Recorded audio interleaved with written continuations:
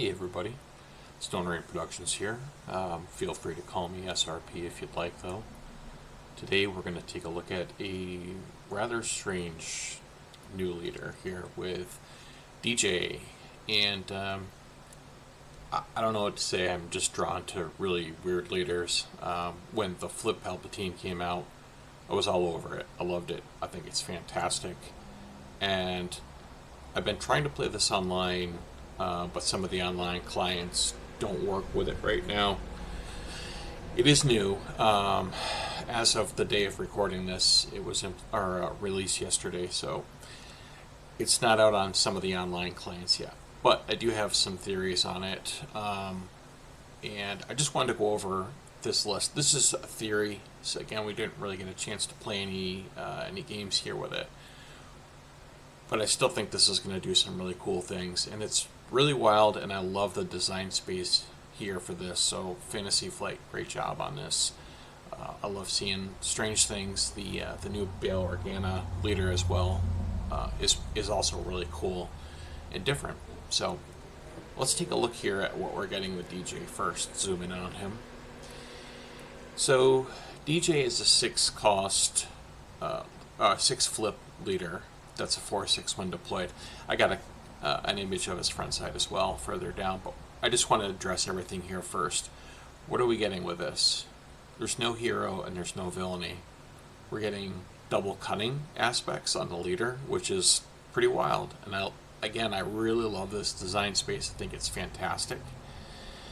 We're going to pair it with the 30 hit point base and vigilance this time, just for a couple of choices. And now onto his action ability here, which is action exhaust.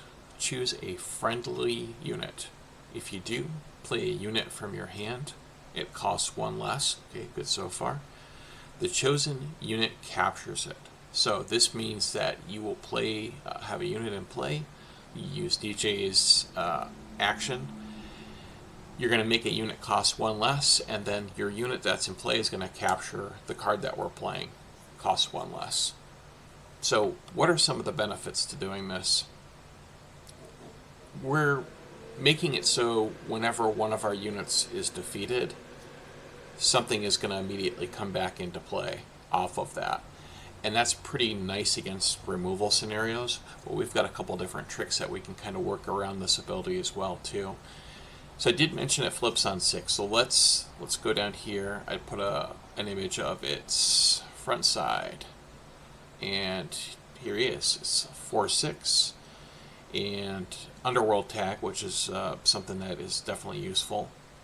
And this has Saboteur, and its ability is friendly units that are rescued enter play ready.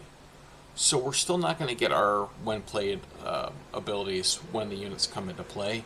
However, when DJ is flipped, if something is defeated and one of our units is set free, it's going to come into play ready, and that can be huge.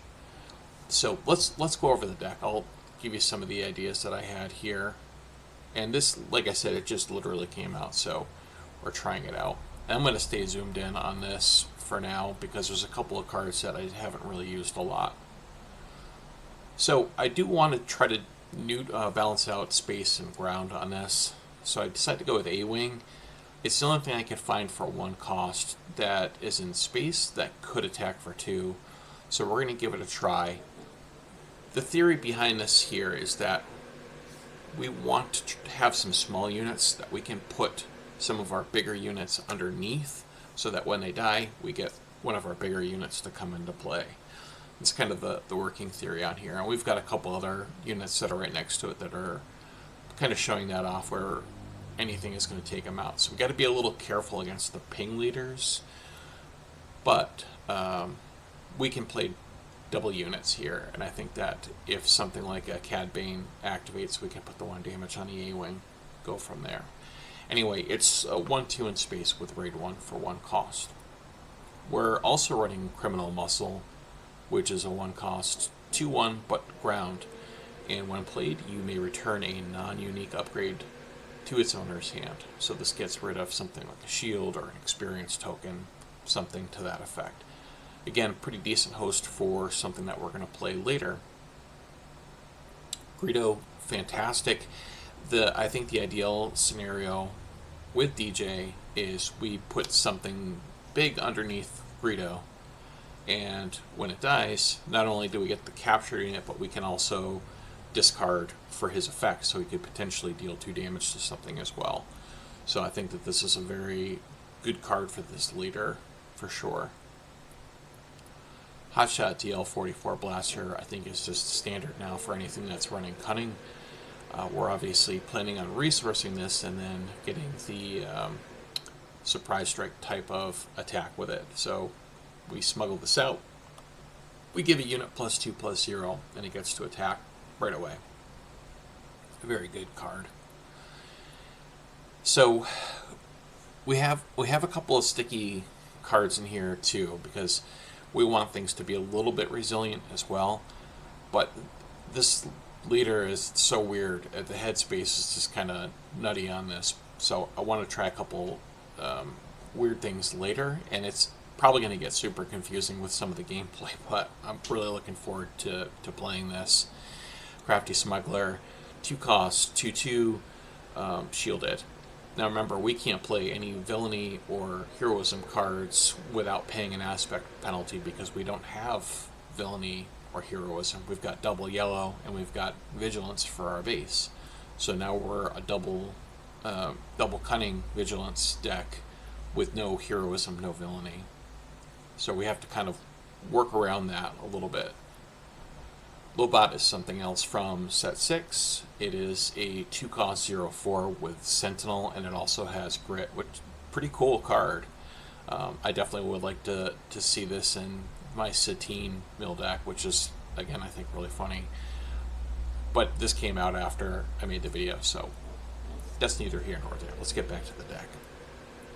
So still sticking with our 2-drops, we've got Pirated Starfighter, and again, this is not something that I see a lot.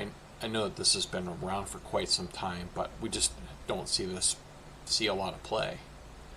So I'll explain why I think that this is a good choice in this deck. It's a 2-cost, 2/4 in space with raid 1, and when played, we return a friendly non-leader unit to its owner's hand. So we're going to have to return something to our hand. This is where our 1-drops come into play. So the theory is we want to put something valuable underneath one of our 1-drops.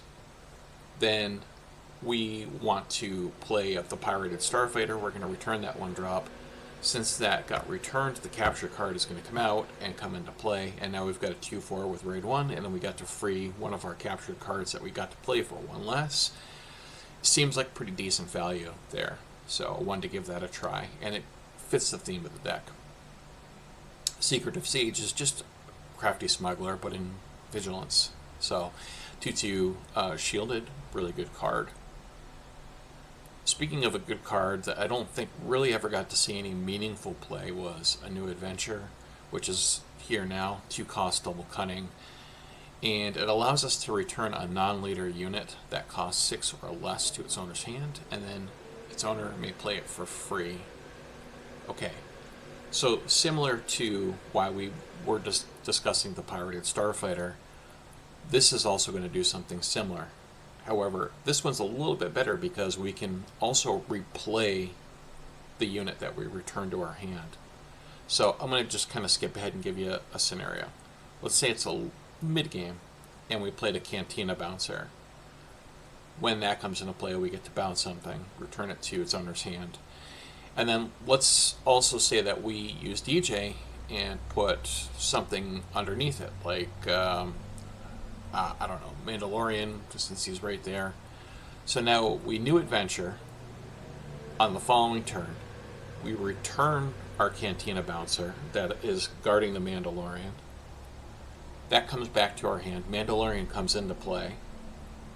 Then we can replay the Cantina Bouncer with the new adventure, bounce something else, and now we've got a 3/5 and a 5/6 in play, and we got to trigger Cantina Bouncer's effect once more. So it's kind of cool. It's just, there's really weird lines with this deck, and I think it's fantastic and I'm all about the weird lines.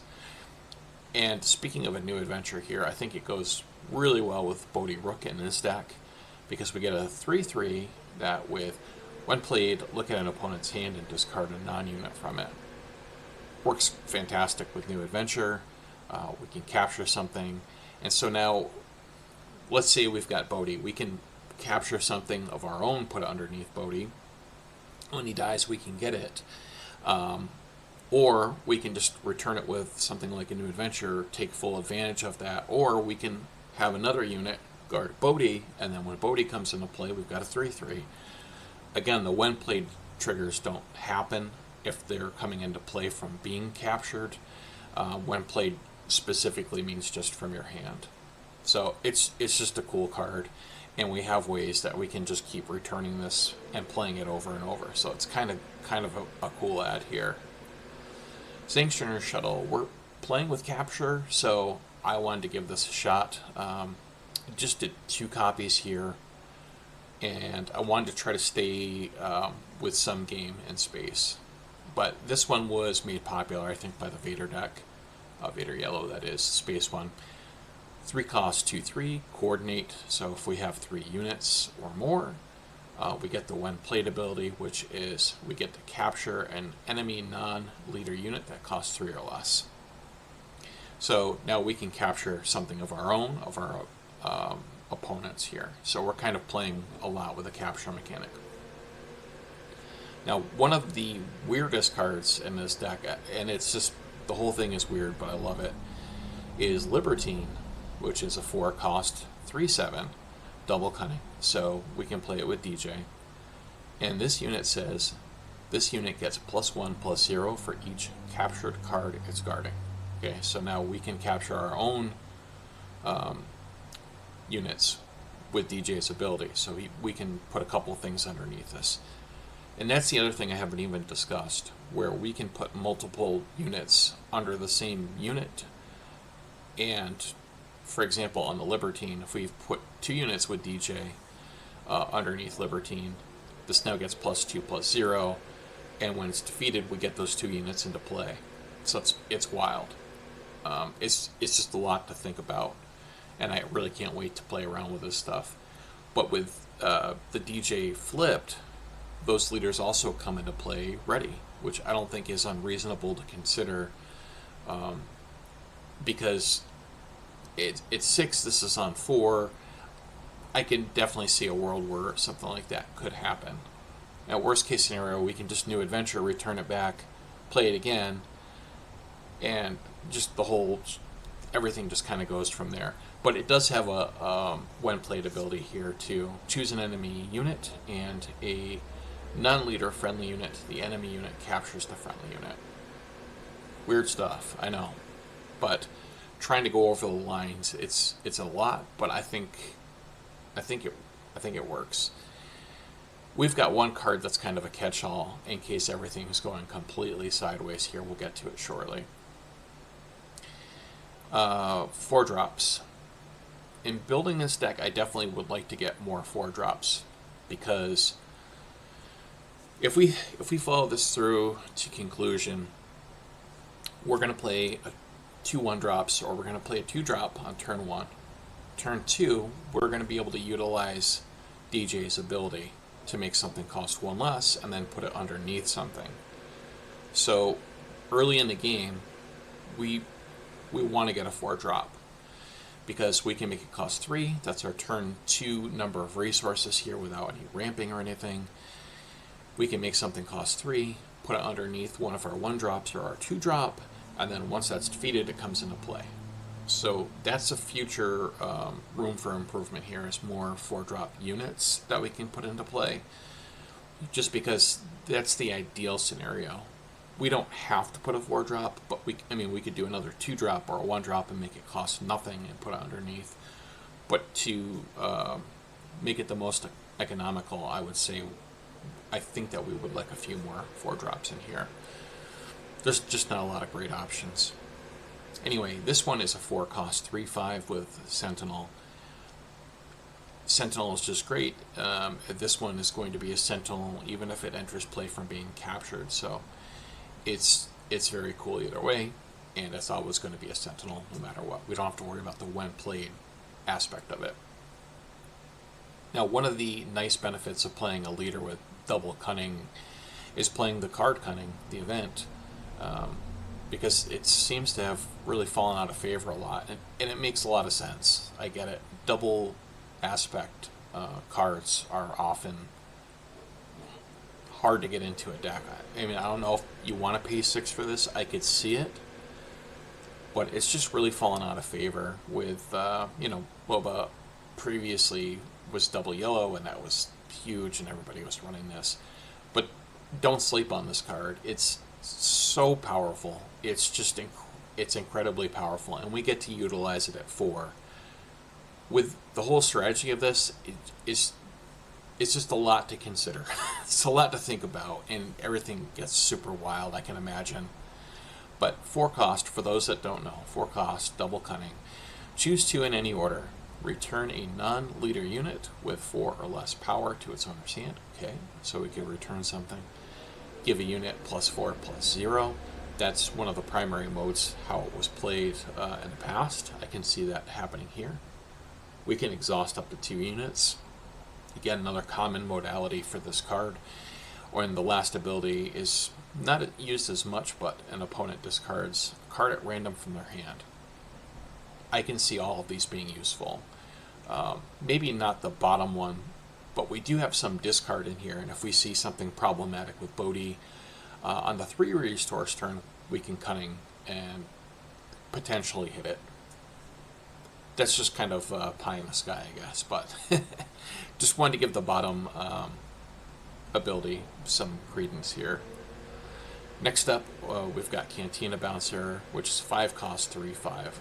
So the stats are really not good for 5, but double cunning, it has a great ability. When played, you can return a non-leader unit to its owner's hand.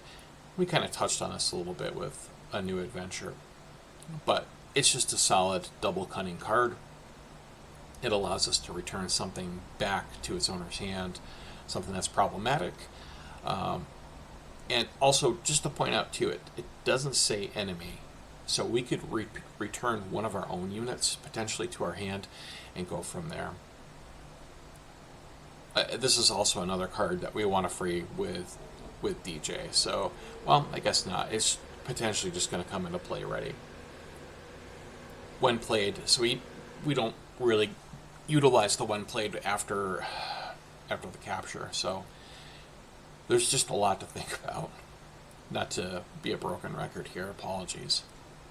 Next up, we've got the Mandalorian, which is a pilot, but it's also great on the ground. 5 costs, double cunning, 5/6.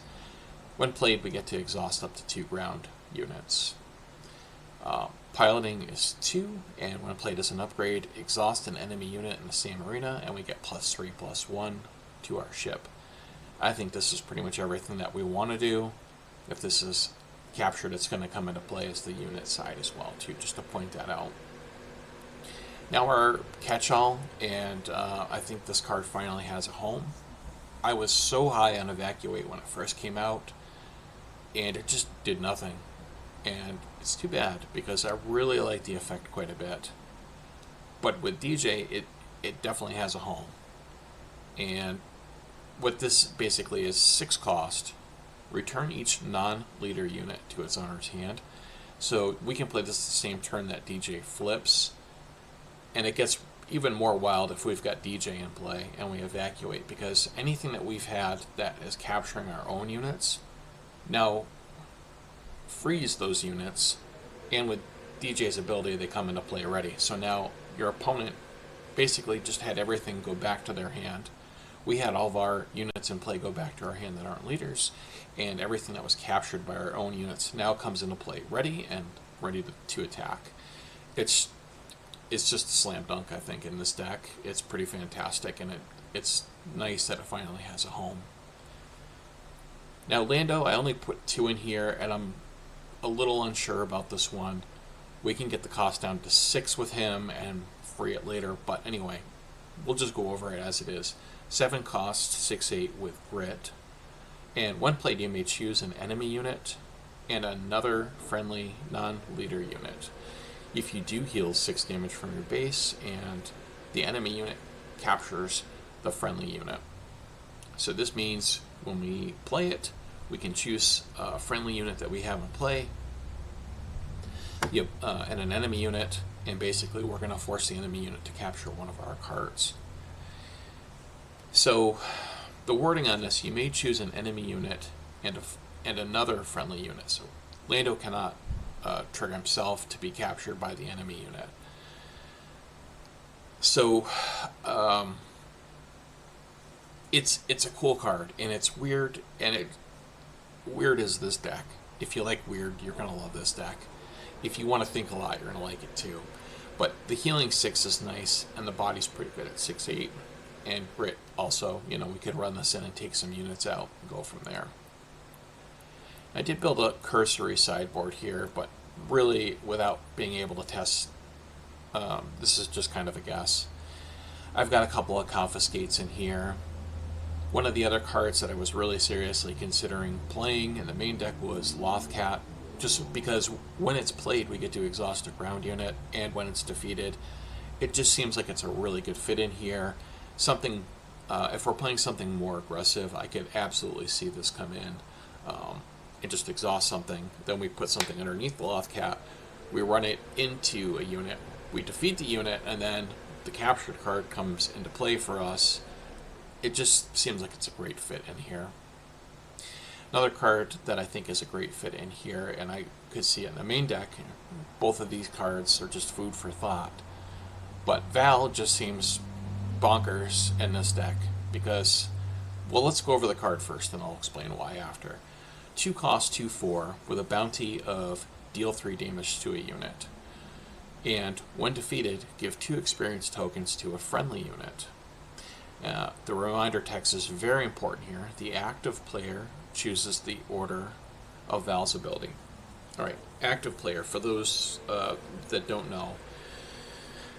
In most cases, I would say almost every single case is going to be the player that has the initiative token and is playing. So it's kind of a gray area for some people that may not know, but let's say you're playing. You're on the play, you play your Val. Your opponent defeats it, they're then the active player. So it's the person that's actually making the play. Anyway, we don't really care if our unit dies because we're probably going to capture something anyway. And then, or capture our own unit anyway, and then it's going to get freed, and then we can give 2 experience to it. So we're getting an overstated body for 2. We're going to most likely defeat something of our own that we want to anyway, and free that unit, and then we're going to also get the 2 experience. I can absolutely see this here. Yeah, as far as the active player, it should just be, for all intents and purposes, the player that's whose turn it is. That's the best rule of thumb that I can really offer here. Waylay is just a good catch-all, return something to its owner's hand.